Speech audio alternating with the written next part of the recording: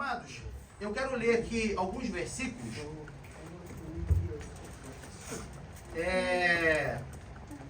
São diferentes referências. Será uma palavra bem objetiva, tá? Bem curta. E nós temos um propósito para isso. Primeiro eu quero ler Romanos 12:5. Os irmãos vão se atentando no que os versículos estão dizendo, tá?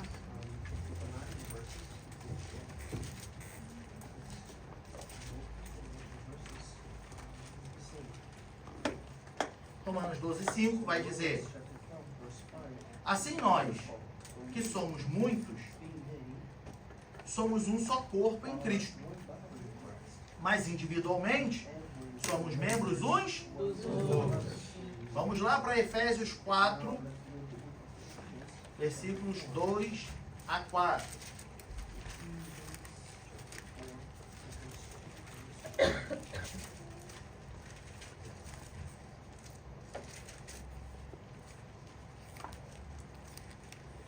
Efésios 4, 2 a 4. Com toda a humildade e mansidão, com longanimidade, suportando-vos uns aos outros em amor, procurando guardar a unidade do Espírito pelo vínculo da paz.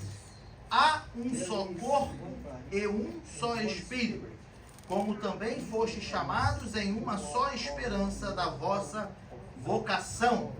Ainda Atos dos Apóstolos, capítulo 2, versículo 44 e 45.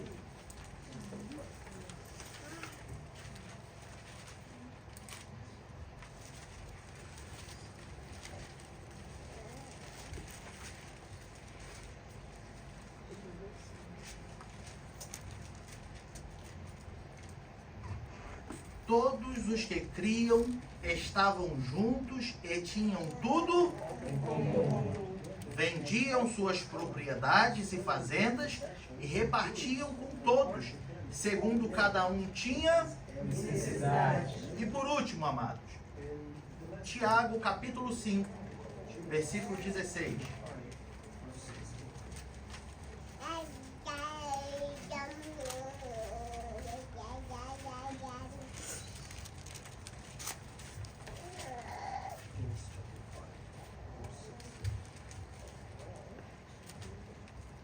Confessai as vossas culpas uns aos outros e orai uns pelos outros, para que sareis.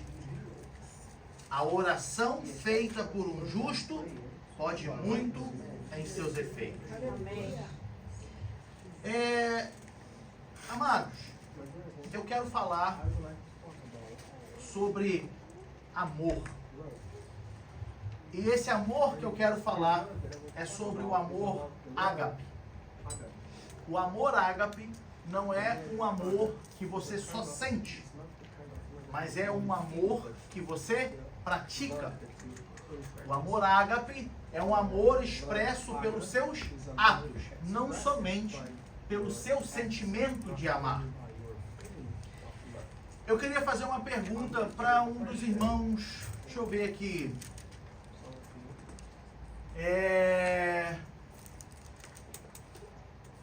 Eu já perguntei da outra vez para a Lidiane, eu vou perguntar de novo para a Lidiane. Eu gosto de perguntar para a Lidiane.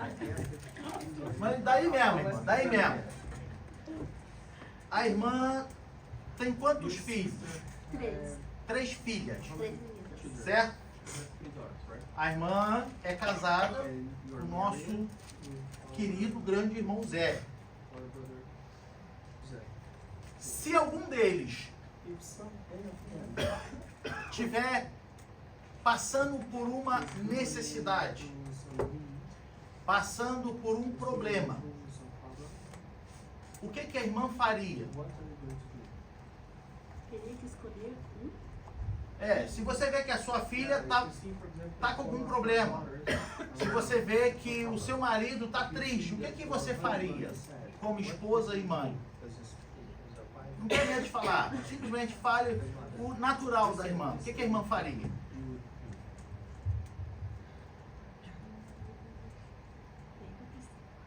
De imediato, pelo meu esposo, eu sentaria com ele e conversaria. Amém. As minhas crianças, ó, também, se for Isadora, independente de qual seja Sim. elas, eu vou sentar e vou conversar o que você tem. Amém. A mamãe pode te ajudar, o que aconteceu, conta tudo pra mamãe, igual eu sempre faço. Amém.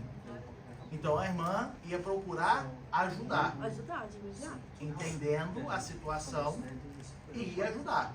Não é isso? Sim. E aí se eu te perguntar assim, por que a irmã faria isso? Porque esse é o meu dever como mãe.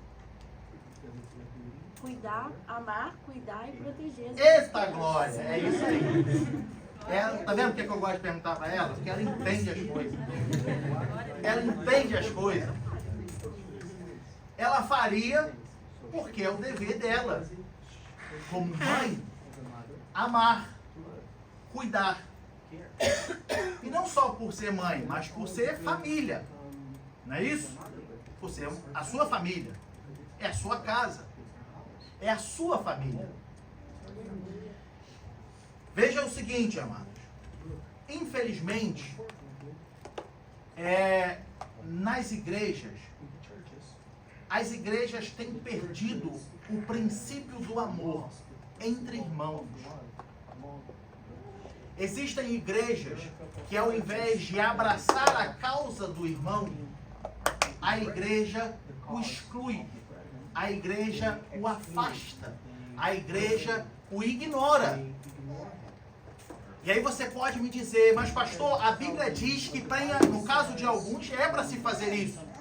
E sim, mas são exceções. E essas exceções são aplicadas depois de muito insistir em querer abraçar aquela pessoa. Aí sim você fala, ó, vai embora. Amados, os irmãos têm observado, e se não têm observado, eu gostaria de chamar a atenção dos irmãos para começar a observar isso. Nós tentamos sempre e motivamos os irmãos para que nós venhamos viver como uma família em Cristo Jesus. Se você observou em todos os versículos que nós lemos aqui, todos os versículos que nós lemos aqui é uma exortação para nós como família em Cristo Jesus, como irmãos em Cristo Jesus, como um só corpo em Cristo Jesus. É o nosso dever amarmos uns aos outros. É o nosso dever cuidarmos uns dos outros. Veja que Paulo diz que, olha, se você pode, ame a todos. E aí ele está falando lá de fora. Mas principalmente quem? Os domésticos da fé. Essa pessoa que está sentada do seu lado. É aquele que é o teu irmão em Cristo Jesus. Sabe por quê? Porque esse é o princípio de uma família. Esse é o princípio de uma família. É amarmos uns aos outros. É cuidarmos uns dos outros. Quando Paulo fala lá em Efésios capítulo 4, versículo 2, põe lá de novo. Com toda a humildade e mansidão, com longanimidade. O que é ser longânimo? Quem sabe me dizer? Tardio em se irar. Longanimidade é o seguinte, o irmão que está sentado do seu lado está pisando no teu pé toda hora. E aí você, para não se irar com ele, você fala assim, eu vou trocar de lugar. Porque eu amo meu irmão. Para ele não pisar mais no meu pé. Isso é longanimidade. É ser difícil de te tirar da graça. Só que qual é a primeira, qual é a segunda condição? Qual é a segunda condição? A segunda condição é suportando-vos uns aos outros. Em quê? Em amor. Sabe por quê, meu irmão? Você e eu somos diferentes um do outro. Ninguém é obrigado a ser igual a ninguém. Como eu disse aqui em relação aos músicos, Sinto falta de ver pessoas que estejam coladas no banco na frente do instrumento. Mas isso sou eu.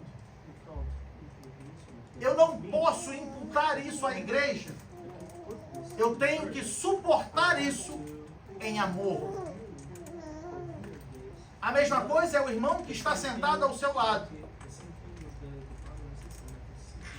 Ai, porque esse irmão tem um jeito de falar, esse irmão tem um jeito quando olha para mim, esse irmão tem um jeito que isso, esse irmão tem um jeito que aquilo. Ai, não gosto da atitude desse irmão. Paulo está falando, suportando-vos uns aos outros em amor. É você saber que ele é diferente de você. Existe um ditado popular no mundo que diz assim: somos todos iguais em ser diferentes. Não é ninguém igual. Não é porque você ora, você jejua e seu irmão não, que você tem que oprimi-lo. Não é porque você tem facilidade de passar a noite lendo a Bíblia e o seu irmão não, que você tem que chegar aqui com uma soberba de que, olha, eu leio a Bíblia porque eu oro de madrugada, porque eu jejuo, porque eu faço... Você não é nada. Um sopro de Deus nos céus e você já era. Então a Bíblia nos exorta a fazer o quê?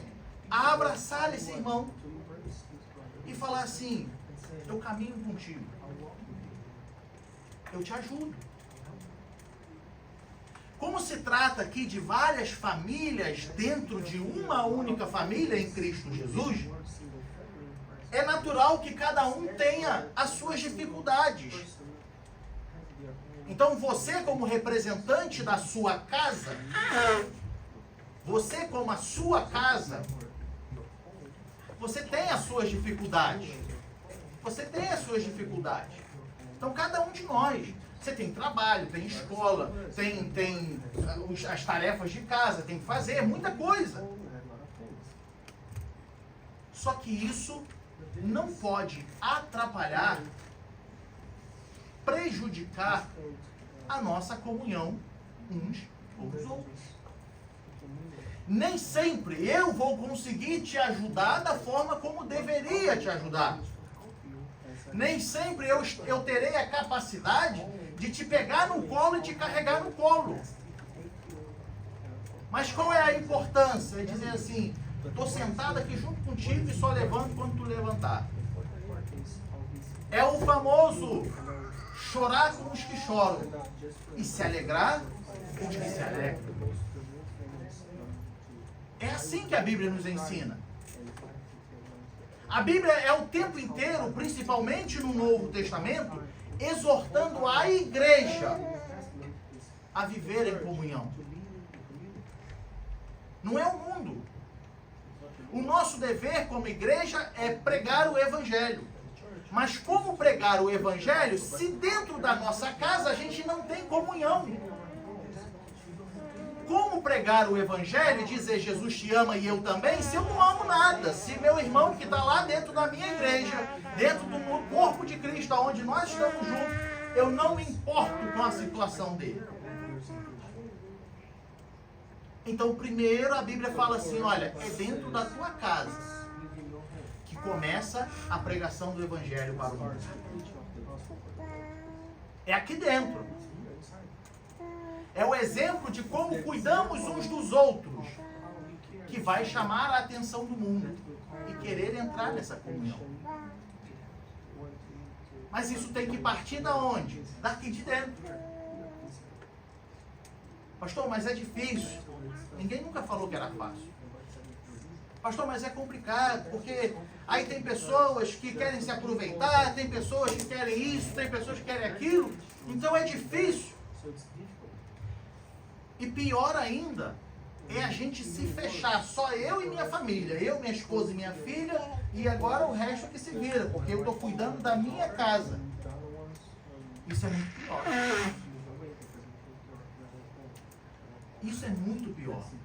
Não, eu já tenho a minha família para cuidar. Eu estou cuidando aqui da minha esposa, tem filho, nossa irmã Lidiane, tem 3 filhas. Eu tenho que cuidar delas aqui. Não, peraí. Tá, mas e a família em Cristo Jesus? E quando bater a sua porta dizendo assim, preciso da tua ajuda? E quando você sabe que está precisando do teu apoio? E quando você sabe que está precisando de um consolo vindo de você? Às vezes é só um abraço que a pessoa está precisando. Às vezes é só um gesto de carinho que a pessoa está precisando. E a gente faz o quê? Não, eu estou com a minha família aqui, ó.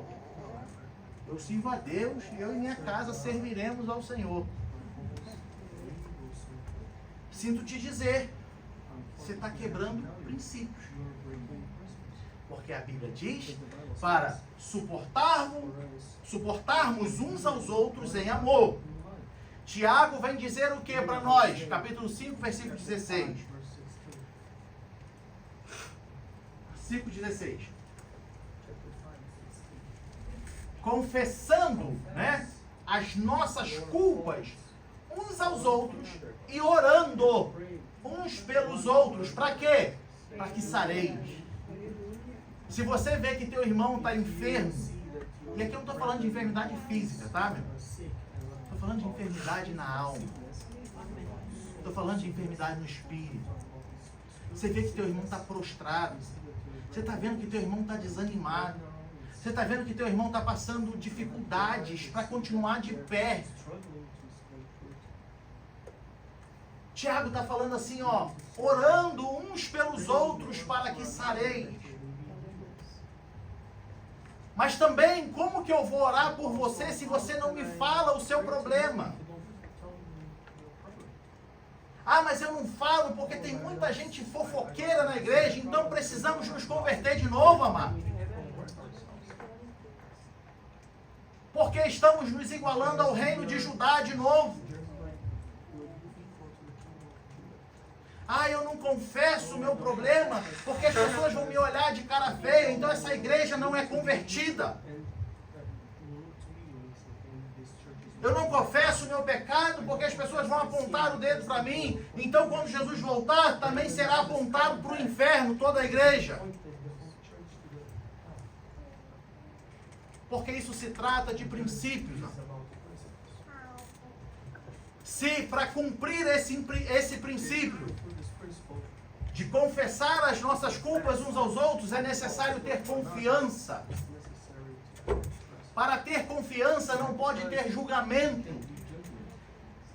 Para ter confiança precisa ter apoio. Para ter confiança é necessário amar e cuidar uns dos outros. Então não adianta eu querer jejuar, não adianta eu querer falar em mistério, não adianta eu querer ter dom de cura, ter dom de profecia. Porque no intervalo do capítulo 12 para o capítulo 14 de 1 Coríntios, ou seja, o capítulo 12 de 1 Coríntios, Paulo faz uma breve pausa entre os dons e fala assim: ainda que eu falasse a língua dos anjos e não tivesse o amor, nada adiantaria. É necessário ter o amor. É a base da nossa vida com Deus. É a base da nossa vida entre irmãos. É amarmos uns aos outros. Aí beleza, cumprir. Bota lá em Tiago 5,16 de novo, por gentileza. Cumprir esse propósito. Amei o meu próximo. Ele confessou a mim a sua culpa, o seu pecado, a sua situação. Então agora nós vamos orar uns pelos outros. Por quê, amados?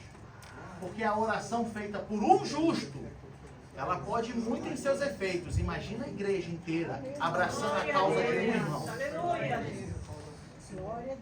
A tua oração como um justo, ela já pode ir muito em seus efeitos. Imagina uma igreja no mesmo propósito, na causa de um irmão. Essa é a base da igreja. É assim que nós vamos alcançando o céu. É assim que nós vamos vivendo, servindo a Deus, adorando a Deus e nos ajudando. Existe um código no exército que, olha, nenhum soldado fica para trás. Glória a Jesus. Nenhum soldado é deixado para trás.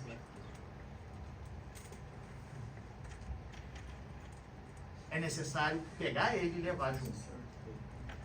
Vai lá e busca teu companheiro. Teu companheiro está ferido, vai lá e resgata ele. Fala, não, nós vamos voltar para casa, meu filho. Porque o céu está chegando. Aleluia. Jesus está voltando. Tu não vai ficar para trás, não. Tu não vai ficar para trás, não.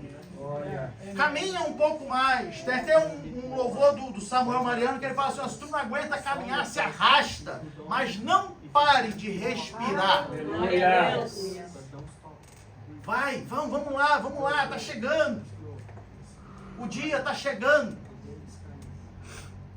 Não vamos desistir de você. Amém.